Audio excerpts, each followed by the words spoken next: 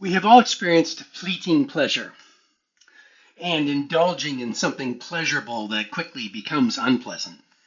We learn that the enjoyment does not come from the stuff itself, but somehow from somewhere within us.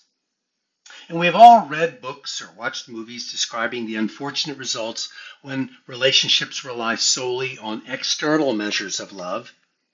And so we know it's complicated, meaning that there are external and internal components of relationship.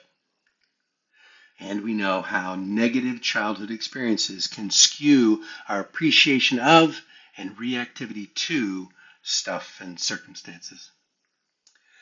This work intends to give us skills to be different in this world and to be healed. As we do the work, our experiences reveal to us spiritual, abiding principles that govern the outer, impermanent experiences of pleasure and temporary happiness.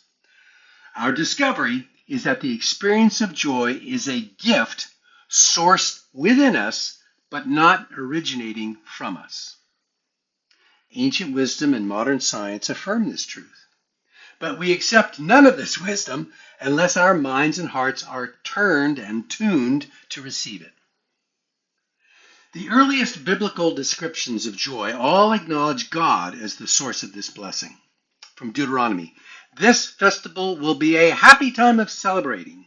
For 7 days you must celebrate this festival to honor the Lord your God. This festival will be a time of great joy for all." And then the Hebrew poet knew the joy that hope in God provides. "Sing to the Lord, all you godly ones. Praise his holy name. Weeping may last through the night, but joy comes in the morning." From Psalm 30.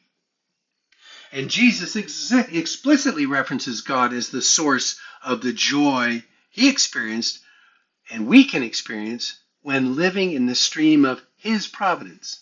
Jesus said, "I have loved you even as the Father has loved me. Remain in my love. When you obey my commandments, you remain in my love, just as I obey my Father's commandments and remain in his love. I have told you these things so that you will be filled with my joy. Yes, your joy will overflow. This is my commandment. Love each other the same way I have loved you." Swedenborg reports this conversation that confirms what Jesus and the ancient wisdom teaches. So they asked the angel, "What then is heavenly joy?" The angel answered briefly, "It is the pleasure of doing something that is of use to oneself and others. And the pleasure in being useful takes its essence from love and its expression from wisdom.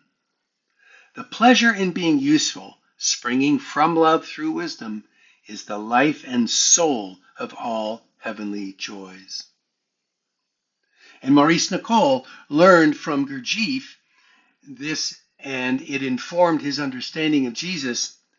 Nicole writes, "Now the quality of happiness that comes from being first or having the most or looking best and so on is not a genuine or deep happiness, since it depends uneasily on what other people think and needs continual restimulation, being over so quickly, as is indicated by the words of Jesus, they have received their reward."